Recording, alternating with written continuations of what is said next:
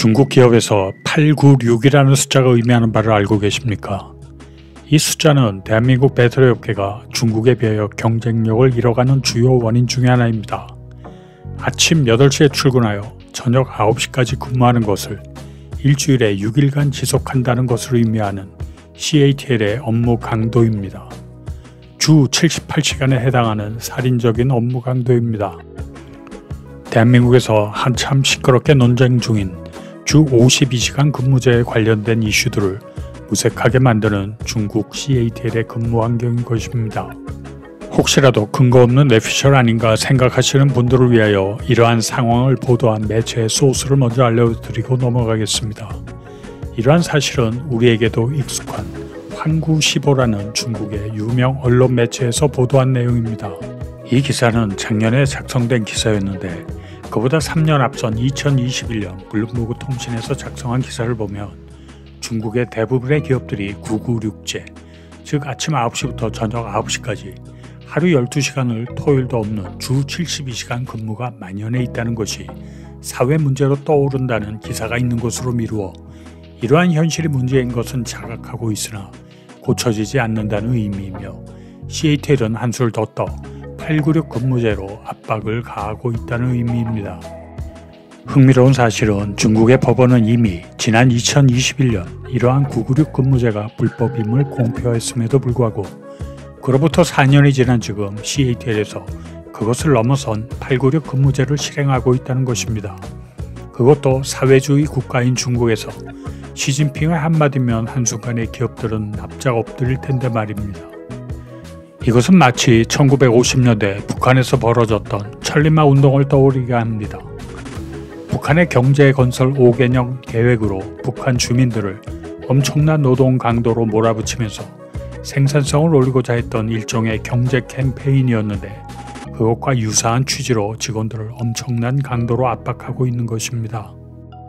그리고 작년 6월경 CATL에서 진행하고 있는 100일 분투 캠페인이 중국 언론을 뜨겁게 달구었습니다. 지금 보시는 사진은 CATL 직원의 업무용 컴퓨터에 깔린 회사에서 배포한 배경화면 사진으로 축축되는데요. 이러한 방식으로 압박을 가하면서 100일간 고강도 업무 강도로 일을 해서 목표를 조기 달성하겠다는 캠페인을 내부적으로 벌이고 있는 것입니다. 실제 목적은 896 근무제를 몸에 익히기 위하여 100일 동안 집중해서 생산성을 끌어올리자는 의미로 보이는데 이건 역시 2009년 북한에서 경제대국 건설 명목으로 주민을 몰아붙인 150일 전투 캠페인과도 꼭 빼닮았습니다. 마치 북한을 벤치마킹한 것 같이 말입니다. 150일을 100일로 변경한 것을 제외하고는 판박이 그 자체입니다. 이런 상황에서 CATL의 2024년 기준 연구개발 인력은 2604명으로 알려져 있습니다. 대한민국 2차전지 업계에서 가장 규모가 크다는 LG에너지솔루션의 연구개발 인력 4,527명에 4.5배에 달하며 LG에너지솔루션의 연구 인력이 주 52시간을 근무한다는 가정을 하더라도 1인당 총 근무 시간을 인력수로 곱하면 그 차이는 6.8배로 더 벌어지게 됩니다. 물론 근무 시간이 길어지면 업무 효율이 저하되는 현상이 발생하지만 숫자로만 따지면 그런 차이가 발생하고 있습니다. 게다가 중국은 대한민국과 다르게 대학 진학 시 공대 선호도가 의대에 비하여 상당히 높다고 알려져 있습니다. 비록 최근 취업난 때문에 의대 선호도가 많이 상승하고 있다고 하지만 소프트웨어 엔지니어 혹은 AI 엔지니어에 대한 선호도는 여전히 최정상을 달리고 있다는 사실은 이들이 연구에 투입하는 헤드카운트, 총 근무 시간, 그리고 인력의 교육 수준마저 대한민국에 앞서고 있다는 것을 아무리 국뽕에 취해 있더라도 부인할 수 없는 것이 사실입니다. 이들 근무 환경의 비윤리적 이슈와 상관없이 문제는 대한민국의 배터리 3사는 이렇게 움직이고 있는 중국의 기업들과 경쟁을 벌여야만 한다는 사실입니다. 그게 현실입니다. 중국은 역시 중국답다고 생각하고 이제 눈을 돌려 미국의 테슬라를 보겠습니다. 알다시피 일론 머스크는 엄청난 워커홀릭입니다.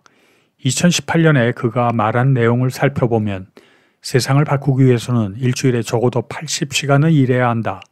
그리고 피크 때는 100시간까지 일할 수 있어야만 한다.